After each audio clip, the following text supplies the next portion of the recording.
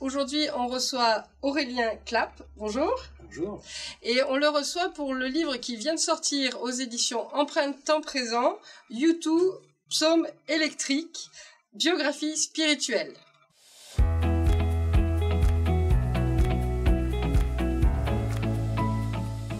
Fan de U2 depuis toujours ou... Oui, alors fan depuis 1987 avec l'album The Joshua Tree. Et à partir de là, le groupe, la musique du groupe ne m'a jamais quitté. J'ai redécouvert ensuite les précédents albums, les albums plus anciens. Et puis quand mon fils a découvert U2 il y a quelques années, et il est devenu fan aussi quelque part, et j'ai eu envie d'écrire un texte sur le groupe. Ça me permettait de changer aussi de ce que j'avais fait précédemment, c'était des romans. Là, c'était plus un essai donc sur U2, mais finalement, les choses se recoupent quand même plus ou moins, puisqu'il y a un sujet qui m'intéresse beaucoup, c'est le cheminement intérieur, le cheminement spirituel. Et en termes de pèlerinage avec U2, j'ai été assez gâté. Donc effectivement, vous êtes professeur et vous avez écrit plusieurs romans, c'est votre 4e livre. Alors comment ça s'est passé la recherche autour des textes de U2 d'abord ou de l'histoire du groupe? Alors d'abord, j'ai pas mal de chance parce que je connaissais les textes.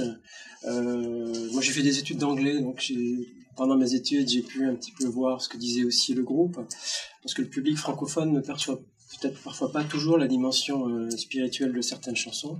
Pourtant elles sont très fortes. Et puis j'ai fait des recherches, oui, alors j'ai lu à peu près toutes les biographies possibles donc sur YouTube. Alors j'ai beaucoup de chance parce que Bono est quelqu'un de très bavard. Il s'expose beaucoup, peut-être parfois trop, parce que du coup c'est lui qui prend un peu pour les autres et pour le groupe, donc c'est un petit peu compliqué. Mais voilà, j'ai fait ce travail de recherche-là. Au départ, moi, ce qui m'intéressait, c'était de me focaliser sur une seule chanson. Je voulais prendre la chanson 40, dont les paroles sont tirées d'un psaume, l'intégralité. Et je voulais faire un texte entièrement consacré à cette chanson, essayer d'en tirer le plus de choses possibles, voir où elle allait me mener, ce qu'elle allait me faire dire sur le groupe. Et puis elle est arrivée justement pendant ces recherches-là, je me suis dit que c'était un petit peu dommage. J'allais mettre de côté d'autres chansons avec un côté spirituel très fort. Et du coup, j'ai élargi un petit peu le projet.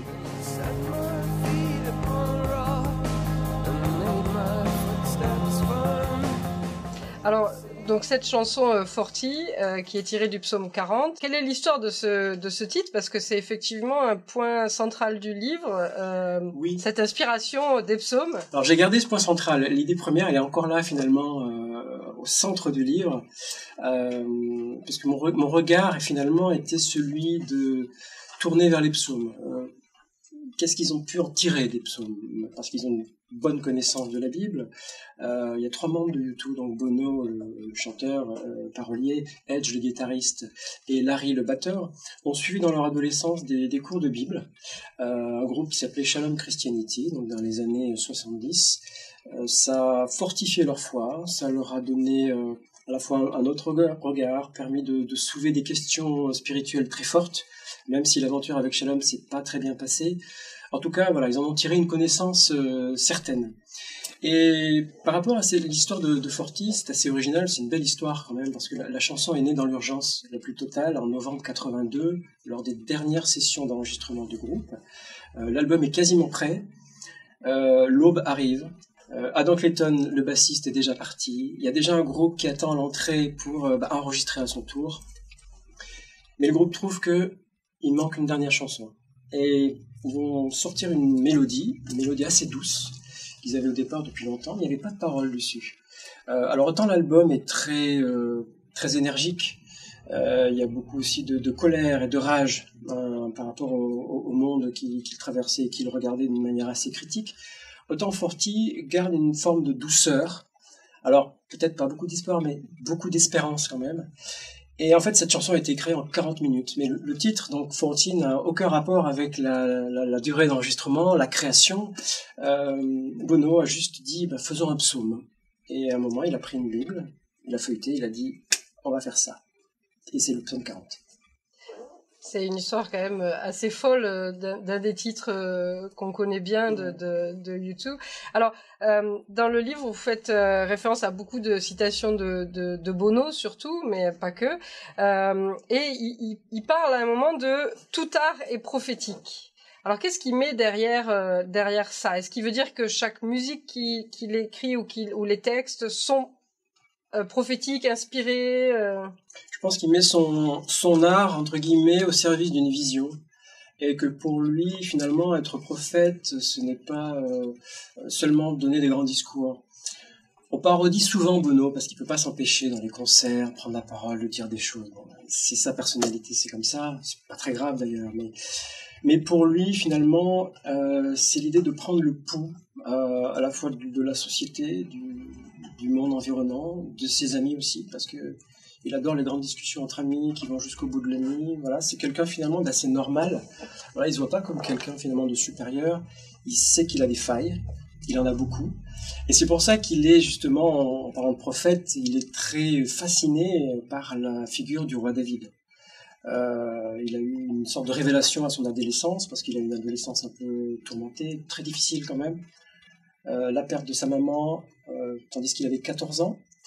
Ça a été un traumatisme sans précédent pour lui. Il n'a pas trouvé beaucoup de réconfort dans la maison auprès de son père, qui était un homme plutôt froid, un peu distant. Et ce que apprécie vraiment Bono chez le roi David, c'est qu'il gâche tout. Voilà, lui, il dit, il gâche tout. Alors au départ, quand il était adolescent, il aimait le côté rockstar. Pour lui, c'est le Elvis de la Bible, quoi. Et puis, en grattant un peu, en lisant vraiment les psaumes profondément, il s'est dit, mais c'est quand même très étonnant et c'est très fort, parce que Dieu choisit souvent des gens qui se trompent.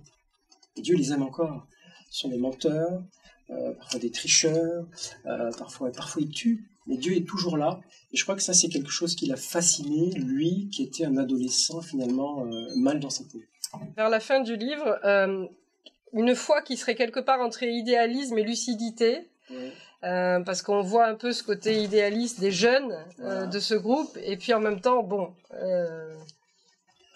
Ce sont les deux. Ils gardent un peu l'idéalisme, c'est-à-dire qu'ils ne baissent pas les bras. Ils disent qu'il faut faire les choses. Ils veulent même faire des chansons qui permettent de faire des choses, de pousser. Ce sont parfois des cris de rage. On démontre des formes d'injustice. Et puis une forme de lucidité, c'est-à-dire on ne change pas le monde comme ça non plus. Ils savent très bien que... il y a beaucoup de critiques autour d'eux aussi. Il y a énormément de fans. Et il y a aussi beaucoup de critiques. Voilà, c'est un peu dommage parce que finalement, en vieillissant, le fait d'avoir presque 45 ans de carrière, ça ne les rend pas finalement plus crédibles que ça aux yeux de certains nombres. Voilà, c'est un peu dommage.